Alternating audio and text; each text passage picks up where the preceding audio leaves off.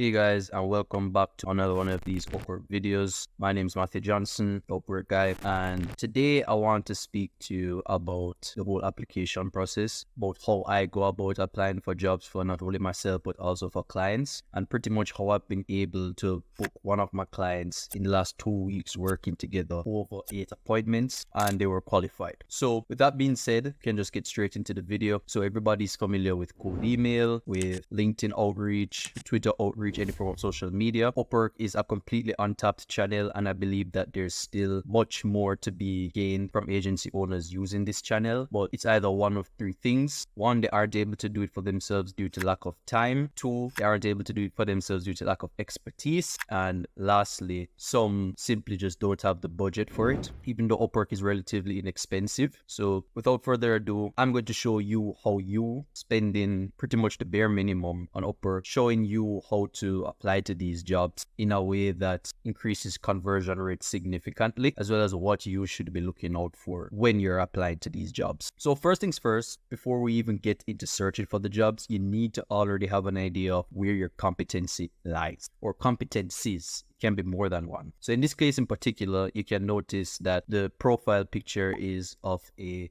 woman named Nicole. She's one of my clients, and Nicole is a digital marketing expert. If there's a channel that runs ads, Nicole and the rest of her team, chances are they're experts at it. They've been doing this and they have over 23 years of combined experience. So we've already identified what exactly they're good at. However, digital marketing is an incredibly broad term and it encompasses many smaller disciplines. What I mean by that is under digital marketing, you can have Facebook ads, Reddit ads, Instagram ads, YouTube ads, etc., etc., etc. You name it. And this is so important because we can target all of these services at once. So the first thing you have to know is what your competencies are. Because without that, you're just shooting in the dark, right? There are so many jobs. There are thousands, tens of thousands of jobs posted on Upwork each and every day. And you shouldn't be spending a lot of that time that otherwise could be used applying to these jobs, trying to figure out which jobs to apply for. It should be something that clicks instantly. And let's go deeper into that. So I said earlier that Nicole is a digital marketing connoisseur. She's an expert. So I already know what type of jobs I'm looking for. And because in this particular scenario, I've been working with Nicole for a few days, I already know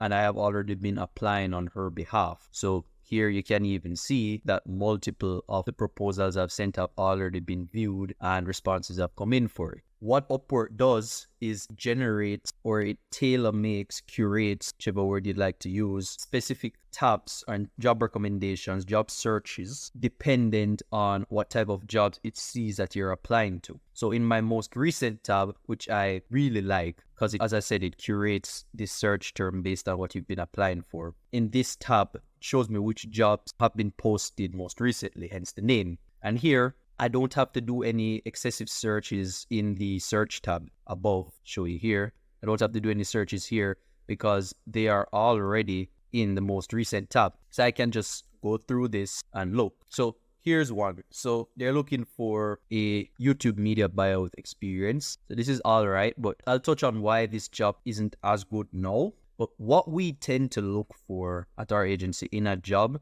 is 1, the location, 2, the rate, 3, how long ago the job has been posted, 4, proposals, how many proposals have been sent, and 5, which is arguably the most important, is the job description. So even though my client does YouTube ads and is an expert in YouTube ads as well, the client explicitly stated that the compensation per client per month for my client would be anywhere between $600 to $900. My client is a multi-six-figure agency owner. She's definitely not willing to take on a job that's this low price, which is why they're looking for a media buyer to join their agency, as is obvious. So if it weren't for that particular aspect of the job description, then this job would almost be a no-brainer. Why? The location. So there is no reason for you to be applying to jobs that are from any other country than a first world country. So that being said, the jobs that we're actually looking for are posted from these locations: the United States, England, or the United Kingdom, Canada, Australia, New Zealand, and typically Western European countries. So if the job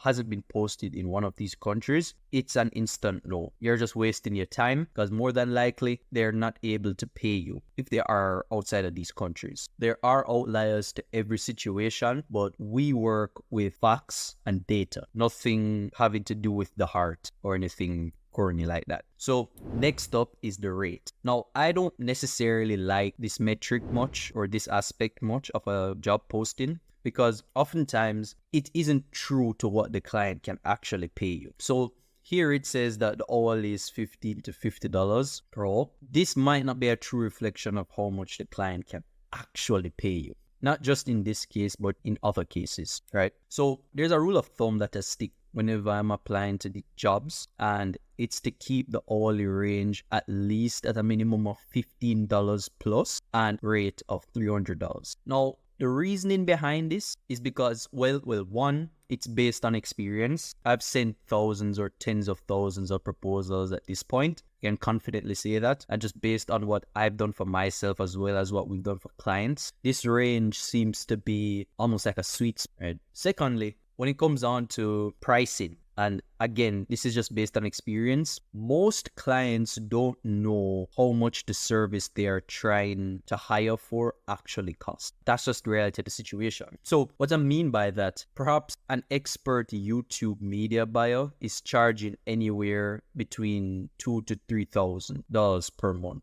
But the client doesn't know that because they aren't as intimate with the market as someone who is offering the service or works in the industry is. Right? I'm sure that many of you have experienced this once in your life, where you have to educate the prospect on what exactly your service costs and what it entails. So they only know the bare bones of what it is that you offer, as opposed to what actually goes into it, the nitty-gritty, and why that would cost them more. And it's the same thing on Upwork. They don't know all of these minute details, and it's your job to educate them as soon as they've responded to your cover letter, and as soon as you've gotten a bit more information on how large their company is as well. Because that's really the only indicator, apart from whether they've told you how much their company is doing and is willing to invest into the project. That's their only indicator as to if they can afford your service in the first place. And there's only one reason why you're getting onto the phone with the prospect, and it's to sell them something.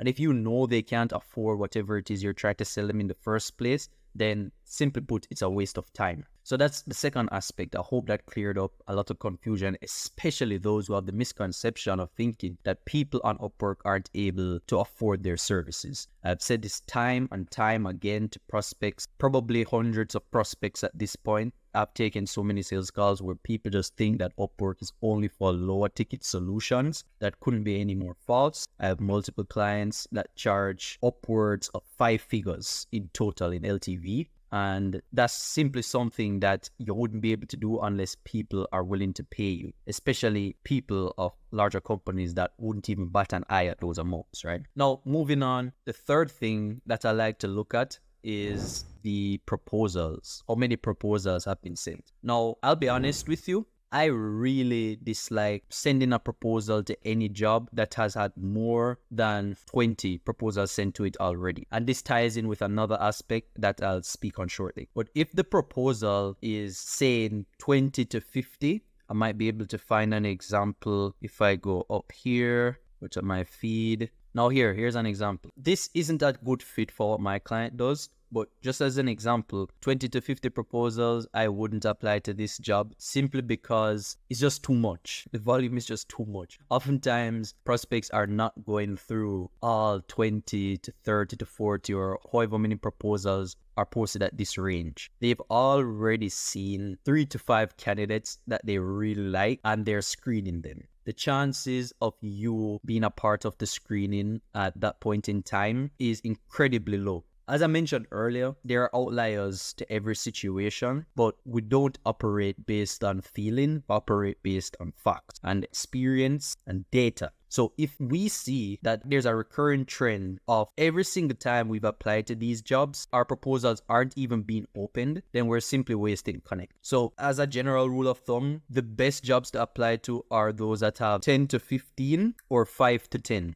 like this. So 5 to 10. 10 to 15 and less than 5. If it's above 10 to 15, it's a no-go. Absolutely not. Try to keep it less than 5. This is why I'm saying it's going to tie into the next factor. And the next factor is time. How long ago has a job been posted? And this is another reason why I like the most recent tab. So we know that the amount of time that a job has been posted is directly proportional to how many proposals have been sent. So the more time that has passed, the more proposals have been sent to the job. This tells us that the best time to apply for these jobs is within certain time frames. And that time frame, that once again, based on experience, based on know-how, and based on facts, is within an hour. If it is that we're going to apply to a job, it has to have been a job that has been posted within an hour or less. If it's been posted any more than that, I'm not saying that you won't get the job. I'm saying that the chances that your proposal will be seen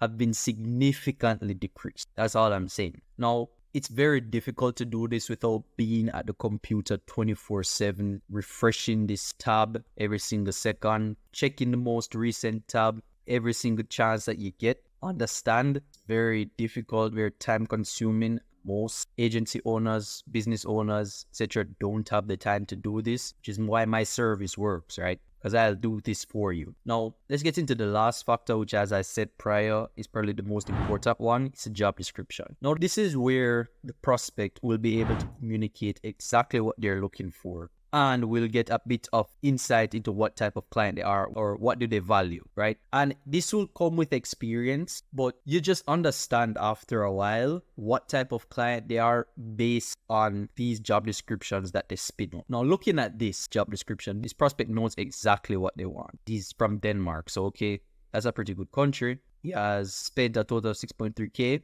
He has an exact figure, right? 2K. So he knows exactly what he wants to pay, what this job will probably demand of the person. And then he has quite a few questions as well, which is interesting. I'll talk about that at a later date though. Now, he's put exactly what he's wanted in the job description, which means that more than likely he has quite a bit of experience in the field, especially since he knows the term CRO, which means conversion rate optimization. So just based on this job posting alone, you know that one, the client won't budge on the pricing, but because they've put the price in there, you know that they'd be able to pay it. And a lot of people charge around that for landing pages, especially CRO. Two, the location once again ties in with the price. He's from Denmark. He has already spent 6K on the platform. He's from a first world country, right? Excellent. Three, the proposals. Less than 5 proposals have been sent because of aspect number 4. It has been posted within the hour. It's been posted 2 minutes ago, right? That's like an ideal. And 5, the job description. So we know exactly what they want, and we'd be able to tailor a cover letter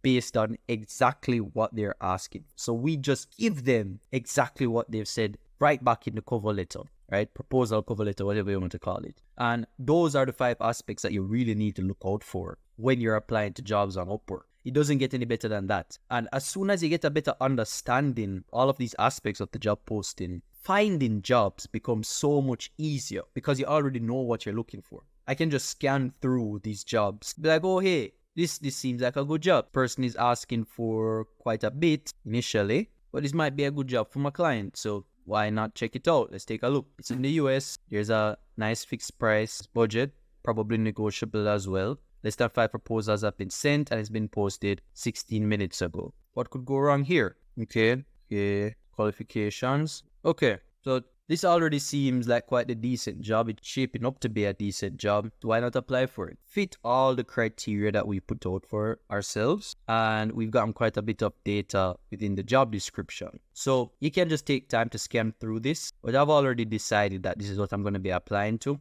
And here's why I didn't take much of a look at the job description.